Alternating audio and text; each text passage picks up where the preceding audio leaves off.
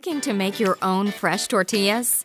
Introducing the Uno Casa Tortilla Press, an 8-inch, heavy-duty cast iron press that will last you a lifetime.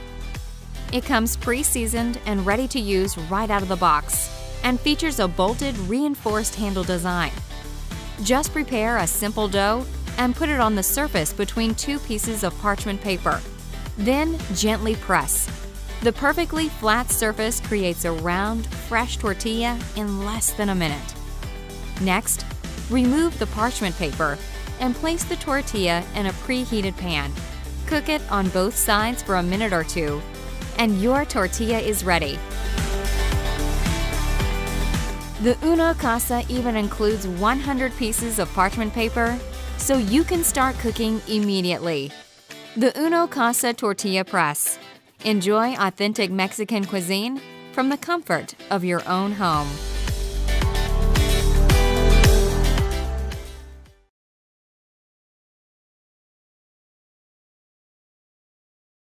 Hi, I'm Mary Rogers, and this is the Cuisinart Classic Round Waffle Maker.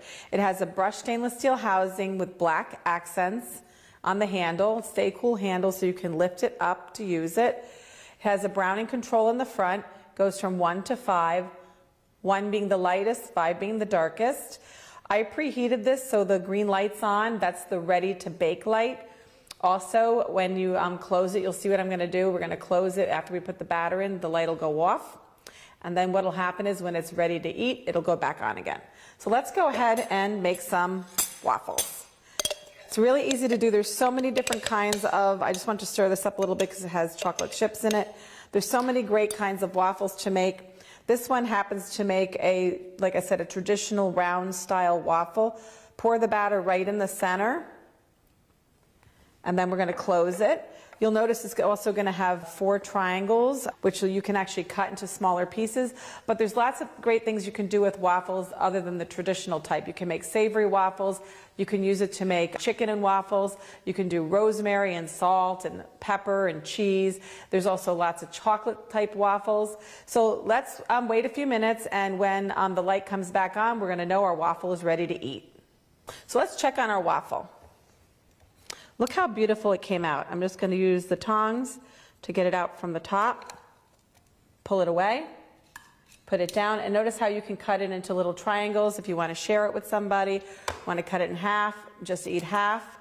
And there you have it, a beautiful brown and crispy waffle using the classic Cuisinart Waffle Maker.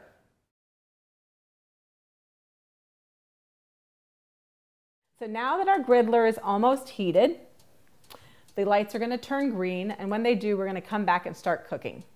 So now our unit is up to temperature, and as I mentioned, the lights turn green on the front.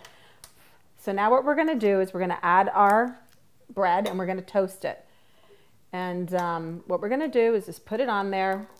We basted a little bit of olive oil on it, and we are going to just place them down. I'm going to close the griddler in the contact position, and they're going to toast up nice and crispy pretty quick. So we're going to close it, and then we're going to come back in a few minutes and check on it. So let's check on our bread. See how nice and toasted it got, and it got some beautiful grill marks.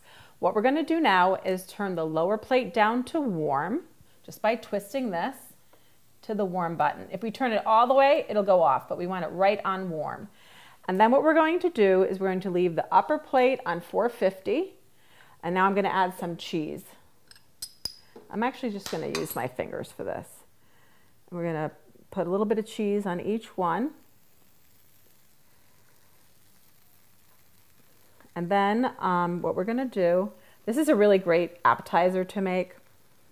Do is just sprinkle a little cheese. You could also actually put tomatoes on this first and then the cheese if you prefer. The other thing that's great with this next feature I'm going to show you is that you can actually do a grilled pizza in the same position. Actually, was a little too generous with some of the earlier ones, so these aren't going to have that much cheese on them. So now what we're going to do is we're going to adjust the top. Remember we left it on 450? Just going to slide that so that it's just above the actual bread. And now I'm gonna wait a couple of minutes and come back and check, and it should be all melted and nice and gooey. So let's open it and see if our cheese melted. Oh, look how nice that is. It looks really nice and appetizing. So now what we're gonna do is we're just gonna remove it, put it on the plate here. Now what you can do now, if you prefer, you can eat it just like this. Maybe you wanna add a little bit of herbs or maybe a little piece of basil if you prefer. And what I'm gonna do is just show you how I would do it myself, which is I'm gonna add just a tiny, tiny bit of tomatoes on the top to make it look really pretty. And like I said, you can do, anything that you want with this. Put a little bit on top. This is a bruschetta recipe. It comes right in the IB. Just some little pieces of cherry tomatoes and some basil and some olive oil and garlic. It's really tasty. Sometimes when my nephews come over, they don't like basil, so I make it without for them.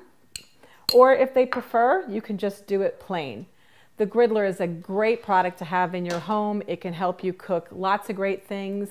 Like I said, juicy burgers, beautiful steaks. You can do breakfast, lunch, and dinner for a crowd or just for 2 of you.